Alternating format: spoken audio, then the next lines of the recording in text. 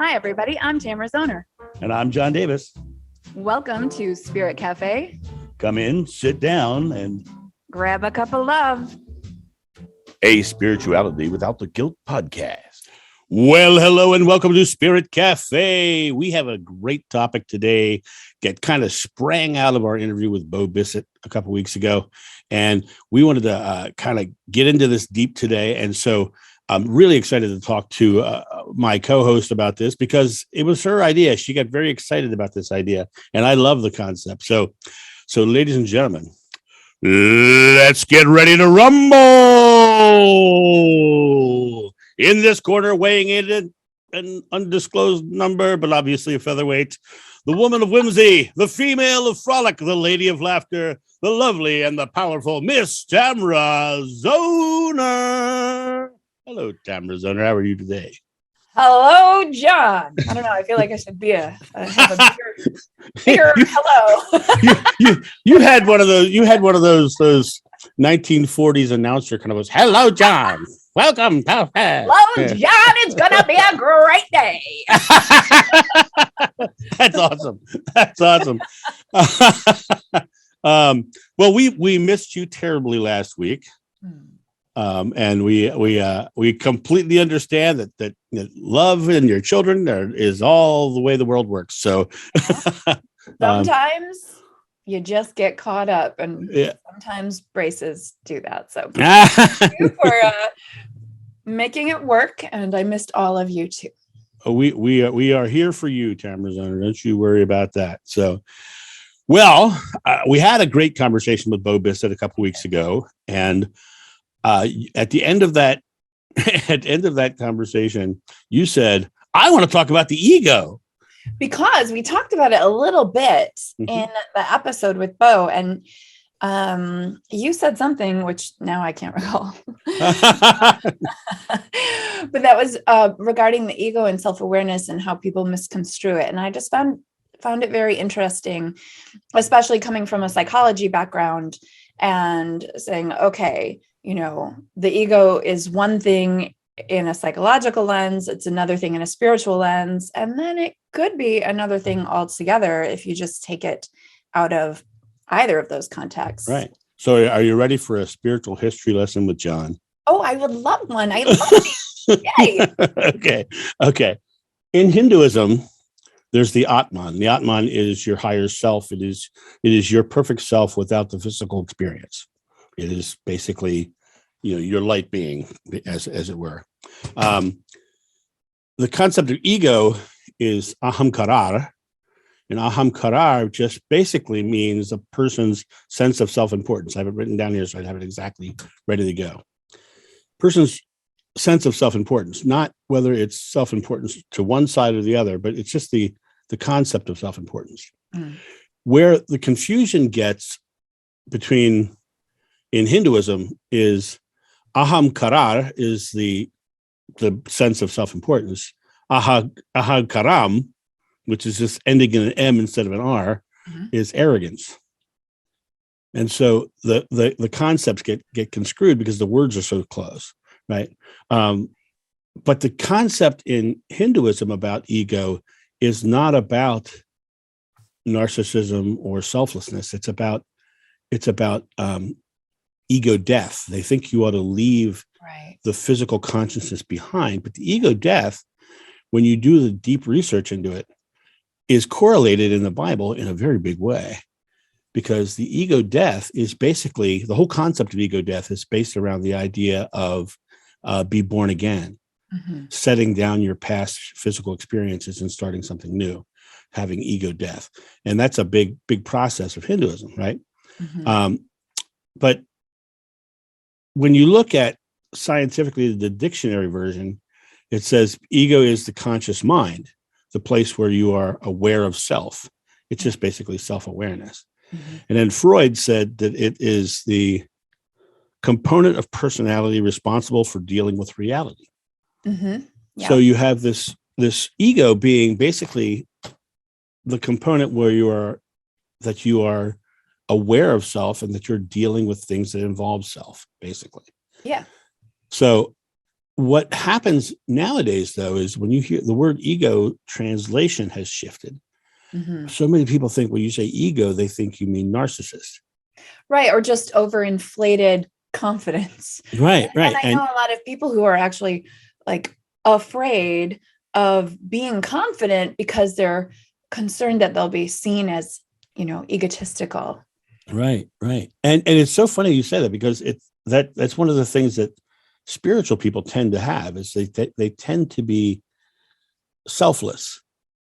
And they don't want to be in their, they want to be giving and doing of service all the time. I hear that all the time. I want to be of service. I want to be of service. Yeah. And the interesting thing about that is the ego, the sense of self-awareness, is the measuring stick by which we have a positive life, really. Because you can be in the ego and be bloated out to the narcissistic side, out of balance to the narcissistic side, and be subjugating others and taking power from others and really creating negative experiences for others. Or you can be on the completely opposite side, of the selfless side, and you can give up of yourself entirely and not give away everything of you. And what happens to those people is they become tired, they become sick, they become weakened, because they're not empowered.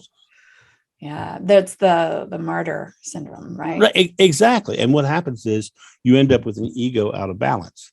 Yeah, and so the key really is sitting in the middle and having enough strength to not fall down the ego trap, or the narcissistic trap, and having also enough strength to say, yes, I'm a spiritual person, but I'm also not going to let people walk on me. Exactly. I think we had this conversation too around money, because spiritual people have a tendency to think that, they're not supposed to earn money for doing their good work, for being of service. And I mean, we'd all just be paupers then. Right. So we want to also have a nice home, nice things, clothes on our back, and, fun cars to drive. Or just specifically a roof over our head. Yeah. Right. Yeah. And you can still be a spiritual person and yet be compensated for what you give to the world. Right. Exactly. And what's funny is I'm a straight talker. I say what I think. And if you don't like it, okay, I'm okay with that. We know after a year and a half of the show, we know. I hold nothing back, right? But the cool part about this is that that's a part of my own self-esteem, is to, be who I am. I don't judge anybody for who they are. I don't, I will argue against points they don't agree with that I think are disempowering or unloving, right? But I won't judge them for that belief, but I'll argue against it, right? I think the concept of ego comes down to the point where I have to say, well, this is my belief, that's your belief, and I accept that. And I'm okay, because it's okay that I don't lean towards your belief. Mm-hmm. It's okay that we can have our personal experience. Mom said spirituality is a personal journey. Right. Well, in that personal journey, you have to be strong enough to realize that you can have that belief. You're allowed to have that belief, and you're not wrong for having that belief. Yeah. So. Yeah. I like how you talk about the ego itself, when it's back to the basic definition, is a balanced ego. So we're not just living from the pleasure principle, and we're not like overinflated, whether it's narcissistic or simply egotistical, as it's used, in current language, because not every person with an overblown ego is a narcissist. I mean, that's a distinct line, right? Some people are just like, I'm just the freaking best. And they're just so full of themselves. But some of those people can also see life, from another person's perspective. They just don't care. Right. The narcissist can't see another person's perspective. Right. It's all about them, no matter what. Exactly. Like their whole life experience is just them. And if you want to see what the effects of real narcissism, look at any alcoholic relationship, because the alcoholic personality is a completely narcissistic personality, Mhm. because it is all about their self-gratification. Yeah. And so everything's about the next drink and what they can do. And so that's like a chemically induced narcissism. Oh man.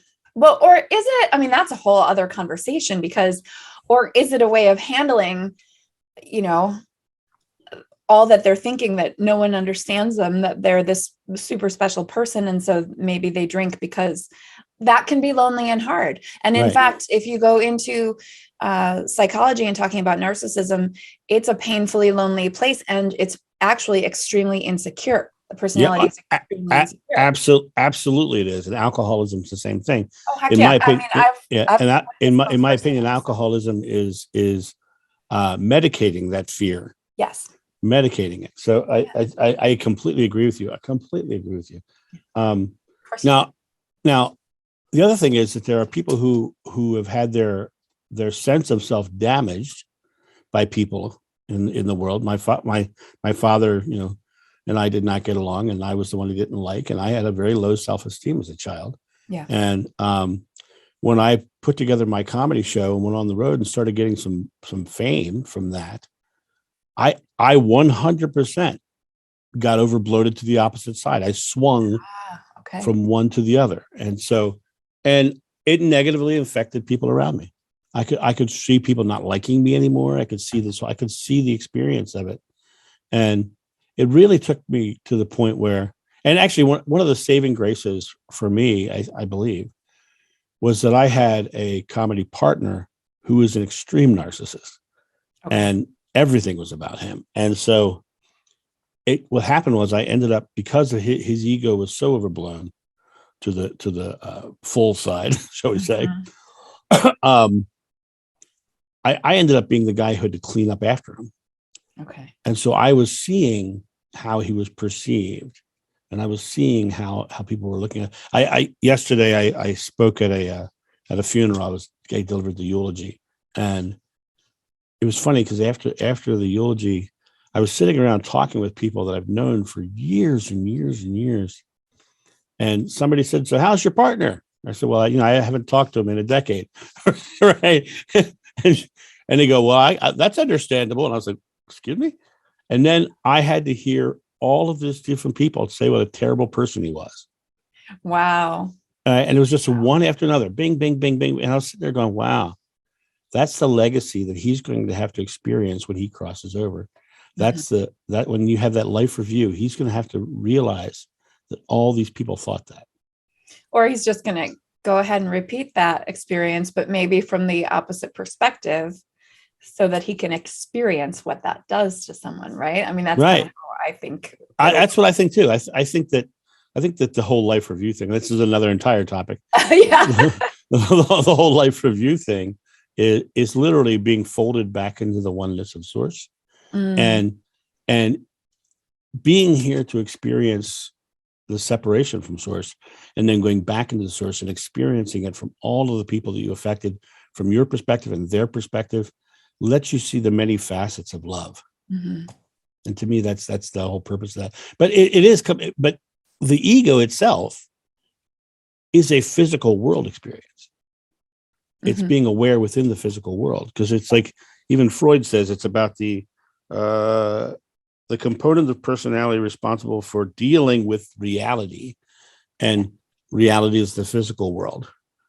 How do you think that it got so conflated? How do you think we took ego as it is, awareness in the physical world and the groundedness, and turned it into, ego, it's this terrible, bad, overconfident jackass, pardon my language. If I mentioned how much I love you, Tamara Zoner, I won't let it go to my head, John. in a completely platonic way. I know you've got a boyfriend. It's all good. Mike, don't kick my ass. All right. What up? What'd you say? I said he'd just be like, "What up?" That's funny. He knows, because he has grounded confidence. See that, and that's the key, right? Yeah, because I've been on both sides in relationship, right? One who had a very overblown ego, one might say narcissism, and I couldn't even look at another man. I couldn't won't even speak to a waiter in a restaurant. If I made eye contact, I was accused of things. And then there's Mike, who's just like, yeah, cool. I get to, flirt. I get to be me. Which is the key. His ego is balanced. Sometimes it actually leans to the insecure side, right? Right. But it comes, and in some areas it might get overblown because there are some things he's very good at and he just knows it. And so some people are like, oh, ego, right? But in fact, it's balanced. Right. Let's put a pin in this and come back to ego in relationship, because I don't want to forget. Don't forget what you just said, because I want to make sure I tie. You asked, how did the ego get changed into something different? And it's interesting because I truly believe that the ego mind itself, being the component where we deal with reality, is constantly seeking for answers and reasons.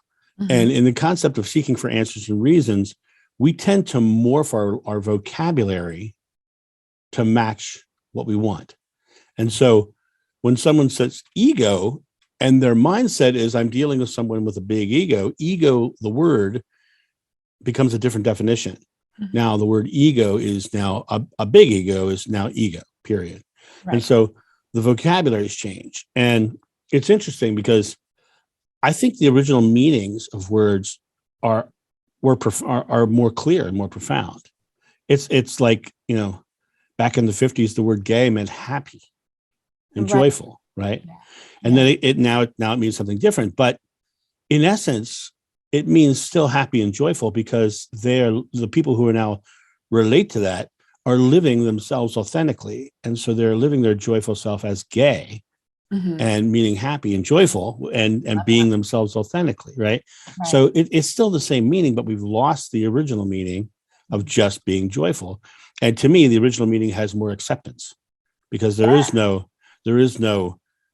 happy and joyful if you're not gay. If you're not you know what I mean? We can all be gay. We can all be gay. We are all gay. We are all happy and joyful, right? And it's like yesterday, Pete Buttigieg took Rubio's comments to task, because in the morning he had a meeting with Rubio about infrastructure and it went great. In the afternoon, Rubio voted against same-sex marriage, and Buttigieg says, "What's he have against me and my husband?" And it's like it's that concept. Anyway, different topic. Yeah. Back to ego in relationships now. Well, and I say though that, like, the Urban Dictionary, I actually looked this up while you were chatting. The Urban Dictionary defines ego as an inflated sense of self-gained exclusivity, even from Facebook popularity, friend counts, number of likes, perceived status. So it's completely the modern current urban definition of this is not anything like the original.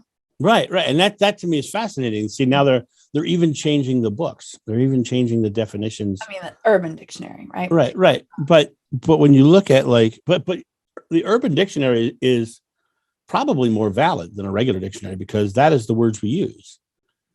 I mean, that is the words we use. We use the urban stuff. Usually we don't usually lean into ahamkara and ahakaram. We don't use those words, unless you're, Hindi. But the ego in relationships is interesting, because to me, you're the one relationship you talked about with one who was a narcissist. Mm-hmm. That was an out of balance relationship, because the narcissist expected you to give yourself up and fall to their every whim. Right. And so a narcissistic relationship is pretty much doomed to being miserable, no matter what, because a truly successful relationship is where two people decide to walk side by side in life, enhancing each other's lives. Yes. And what a narcissistic relationship creates is codependency, because the person insists that they have to be dependent on their whims. Mm-hmm. And so that person either will subjugate themselves to that person, or they will leave. Yes, absolutely. And I think it can be very hard to leave, because you've got to break out of the expectations that the person with the big ego has. Yeah, it's a very damaging dynamic. And if you look at the ego in relationship, to have a really good one, to have a healthy, even a healthy friendship, there has to be a relatively fair amount of self-esteem, right? Someone who feels good about themselves and who brings that to the relationship. But in one where it's out of balance, you've got let's say the overinflated ego or narcissist, whatever you want to label it, who systematically breaks down the other person. So I can honestly say that I started in that relationship with less self-esteem than I normally would have had, right? I was in a rough place, which is exactly perfect for the narcissist. It's that circle of abuse. It's like, oh, weak person, I got you. And I'll protect you. Stay weak. You're weak. You need me. And then they just continue to break you down, break you down, break you down. And in more empowered language, I would say I gave myself away, right? That somewhere in me was a choice. It didn't feel like it at the time, but it definitely was, because yes, I had someone to take care of me, even though they were horrible to me a lot of the times, not all the time though. That's the thing, right? Right. But my self-esteem was just damage. And in order to leave that relationship, I took years within the relationship to build myself back up. And then they would ask, what's wrong with you? Right. I'm like, I'm feeling better about myself. That's what's wrong. And so that's how you can leave that kind of relationship. But you have to really you either have to just like break free and run, as some do, or like I did, you build your muscles in order to leave and not have to flee, but to leave. Right. And it's very, very different now that I've experienced a healthy relationship with two healthy individuals, and my self-esteem is like really solid, as and in this healthier relationship, we both get to dip back and forth. But like you said, we're walking side by side, encouraging one another's growth. And if I slip a little, he's got me. And if he slips a little, I've got him. And we both come back to this balanced state. Yep. Both in ourselves individually and in the relationship. Boy, that is a hard lesson to learn. Cool. Sure. That's why they call me Triple X, because I had 3 of them, right? Right.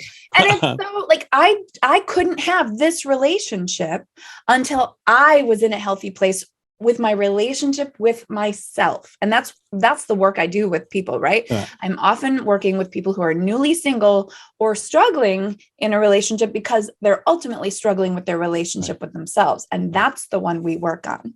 Right. In other words, you could not have a healthy relationship until you balanced your ego. Correct. You could not be narcissistic, and you could not be selfless, right? In my 3 marriages,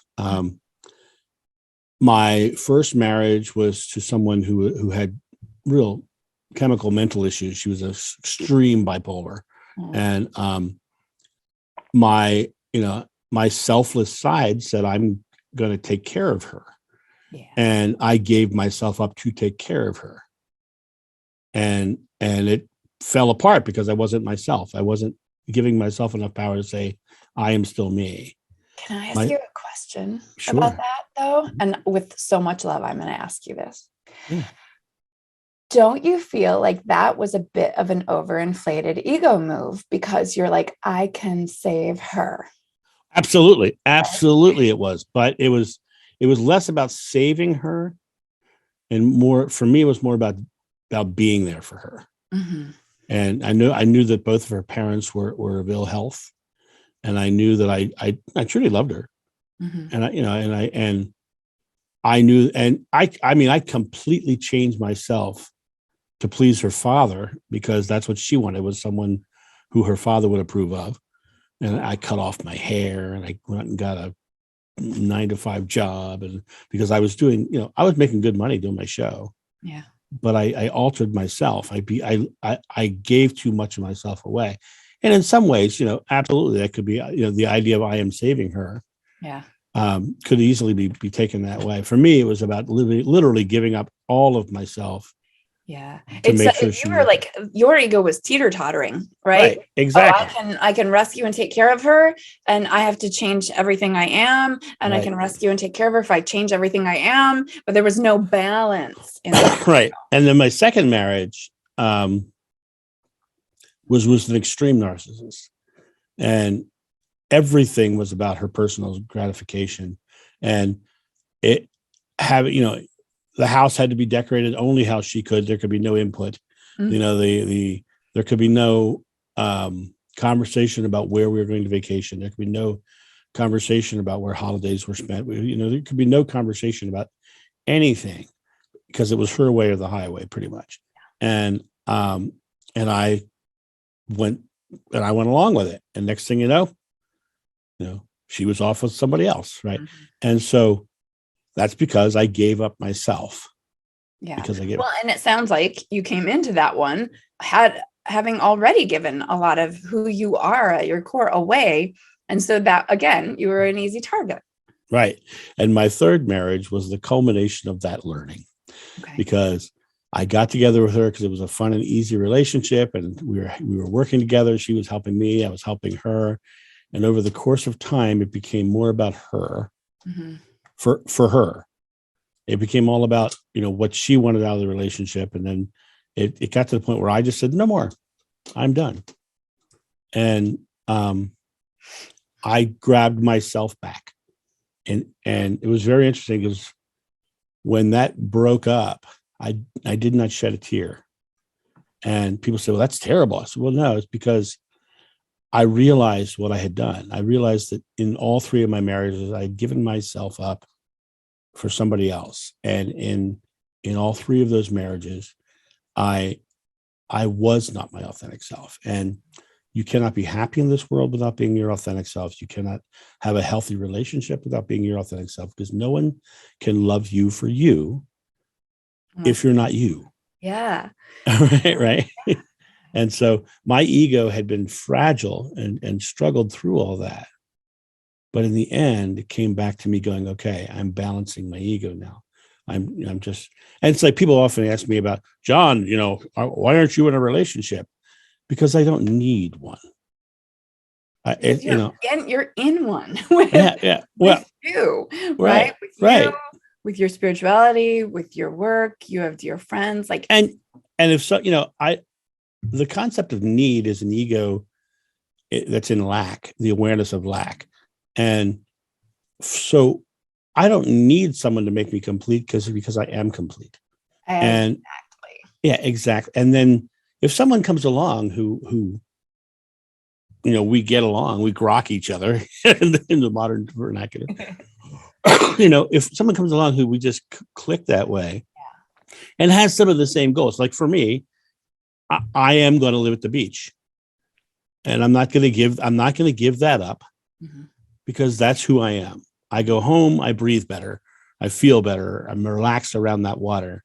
And so I'm going to live at the beach. So anybody who comes along who might feel correct, if they're not willing to live at the beach, they're not the right one. Right. Because I'm not giving myself up. So I'm okay when somebody comes along and wants to, and it feels right to have a relationship. I'm good with that. I'm just going with the flow of that. Mm-hmm. But it's never going to be me giving myself up for the relationship, because that's becoming selfless and that's becoming an ego out of balance. Right. No, you want two balanced individuals together. Right. And there is always, of course, give and take, but in a healthy, loving way. Right. Always. Yeah. I find that a lot of people will get into a relationship, and I'm using the quotes, mm-hmm. and they will say worse things about their spouse than they would ever let anyone say about their friend. Yes. And what's interesting also is that Nietzsche said to have a successful relationship, you have to foster the friendship first. You have to be friends before you can be lovers. Mm-hmm. And to have a successful relationship, because the idea of that friendship and remaining friends through the process is part of a healthy relationship. Mm-hmm. Yes. You might not have all the same interests, but if you really like each other, that's a friendship, Yeah.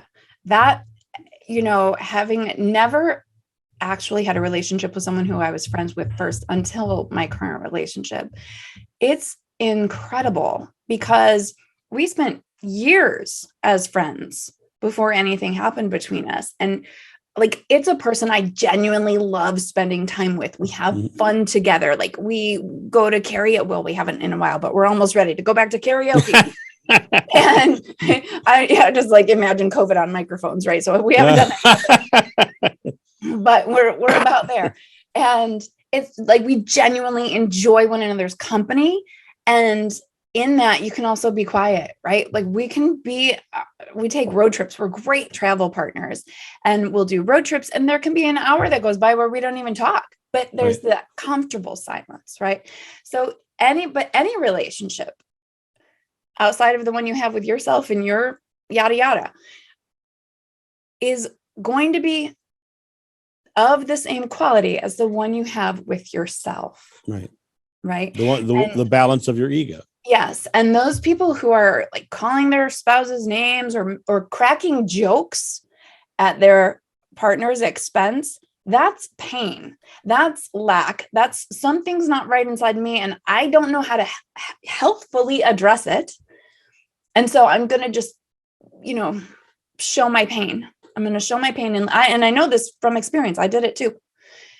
And I would never do it again because it's so degrading to the relationship and to your own integrity and to your partner. Like, how horrible is that? I don't like jokes at people's expense, right? It's not that funny because there's always some kind of truth, especially if it's self-directed or loving partner directed. There's always some like, I'm really actually not happy with this part of myself or that person, and I'm going to make a joke about it because I don't have the healthy ego to be able to talk about it. I'm not a big fan of sarcasm. Right. Because sarcasm is designed to put someone beneath you. Mm-hmm. And a healthy ego would mean that there is no one beneath you. Mm-hmm. Because in a healthy ego or balanced ego, you don't think you're better than them, or you don't think you're worse than them. You think you're balanced with them and equal with them. And, Joshua says, greater works than I've done, you will do. It is your faith that heals you, all that stuff. He said, I am the Son of Man, meaning I am equal with you. Yeah. Right. And to me, that's the fascinating thing, is that he talked about it. Hinduism talked about it. Buddhism talked about the balance of ego and the equality of self with others. And I think that when we get into these misinterpretations, and I'm a hardcore guy about words, this. Mm-hmm. I am hardcore guy about words, because I think the further we stray from the meanings, the more convoluted we make our reality. Mm-hmm. And I think that this journey of spirituality is an unpacking rather than a packing. Yes. You have to unpack all the junk and get down to the core elements. And the only way you do that is get back to what things actually mean and understand them clearly. And I think that the word ego has gotten a bum rap because it's misconstrued. It's just like the word meditation. There's so many different kinds of meditation out there that there's people are so confused as to what meditation really is. Mm-hmm. That's why I call it sitting in love, because it's what the core element of meditation really is coming back to that space. Mm-hmm. And I had someone recently make a comment on something I said. I said, I just call it sitting in love. And the person's comment was, obviously, this person has no idea what he's talking about because of blah, blah, blah, blah, blah, blah, blah. And ego alert. Right. Overinflated ego. And he started citing all of these different methods of meditation. And I'm like, you just proved my point. Yeah, I'm confused. What? right. And I was like, this is crazy. So it comes down to him trying to put someone in a position. It's one of the things I love about this podcast is the fact that we bring on people of all different faiths and all different thoughts. And last week, we had Leszek Mazur on talking about the law of one. Now, I can tell you from personal experience of having talked to Leszek many, many times, he is a lovely, lovely person.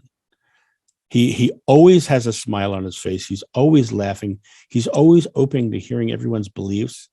In my membership site, every Monday night we have a Zoom call with a bunch of people. We just open the floor to whatever topic comes up, and we just start talking. And Leszek says, "When's the next one?" Because he's so excited to hear and talk. Cool. And I said to him in our interview last week, I said, where do you see you and I having common ground? And it came down to the core elements of love one another, right? And live a loving life, basically. And he believes that. So, but he doesn't have an ego about it, but I've also run into people who have talked about the same exact topic as Leszek, the law of one material, who have been all about, well, you're wrong because the law of one says blah, blah, blah, blah, blah. Yeah. And the second they said they were wrong, they lost me, that I was wrong. Yeah. Right? Yeah, because there's no dialogue then. There's no conversation about it. And that to me doesn't work. I think we're still talking after a year and a half because we're both curious about other people's beliefs, because in my own belief, there's no wrong belief as long as it's not hurting anybody. Exactly. Mine too. Right? That's exactly what I say. If it's loving, it's right. Yes, exactly. And we all get you. And I even think, and I've thought this for so many years, like since I was a teenager, that if whatever you believe is going to happen in the afterlife is correct for you, like that's going to happen for you. That you get to walk onto your own movie screen, and you can all think I'm wrong, and that's okay. I don't care, because I think what's right for you is right for you. Exactly. Be you to your fullest. And if it feels right for you, and like I said, Leszek's aware self, his ego self, is very science minded. So he needs a structure that is science based. And so that was very much his. So we don't argue what each other believes. In fact, oftentimes he'll say, well, this is why you believe this according to the law of one. And he'll be correlating things in the law of one. Now, when he says that, I'm going, okay, so you're telling me that there's a universal truth in the law of one that's surrounded by a bunch of other stuff. And that's how I see it. So, but we don't argue about it. We just laugh, we joke, we talk to each other, and we have a truly loving and caring relationship. You feel good when you're around Leszek. Nice. But when you listen to last week's episode, you can see that Leszek, if I let him keep talking about the law of one, we'd still be recording now. So he's pretty passionate about it. He is pretty passionate about it, right? But he's passionate, but he's not forceful. Okay. He's very respectful. This is what I believe. This is what he says. In the law of one, they say this, right? But he never asks you to believe it, which I think is beautiful. I appreciate that very much, because I think it's fun and interesting to learn about different people's beliefs. But I don't think it's okay to ever try to make someone think what you think. Because that's the ego saying I have the ego. And that's actually right. Completely insecure. Yeah, exactly. It's like, I have to be right, and so you have to be wrong, which is the basis of most of the issues that I have with religion. Yeah. Is that everyone, and it's the biggest issue I have with what happened at the Nicene Council is they literally said, if you don't take him as your savior, your Messiah, then you are wrong. Right. And ever since then, we've had all these egoic struggles. And wars because of ego. Right? Yeah, wars out of ego. Exactly. So right. I'm just going to say to all our listeners out there, if any of this stuff you're like, nope, they're wrong. We love you no matter what. No matter what. That's your point of view. And I just invite you to get curious. I think that if we were all a little more curious about one another, there'd be a whole lot more love in the world. So amen, sister. About like what comes up for you when you hear things that you disagree with, whether it's this topic or another. Get curious and explore that a little, because that's the way back to a more balanced ego, in my opinion. And mine as well. I think that's a great way to close this episode out. So thank you, Tamara Zoner, for a lovely, spirited conversation today. Likewise, John Davis, and listeners, thank you so much. Thank you for joining us at Spirit Cafe, a place where you can safely explore your spirituality without the guilt or dogma of religion. Please leave all comments on the Spirit Cafe podcast Facebook page or beneath our videos on YouTube.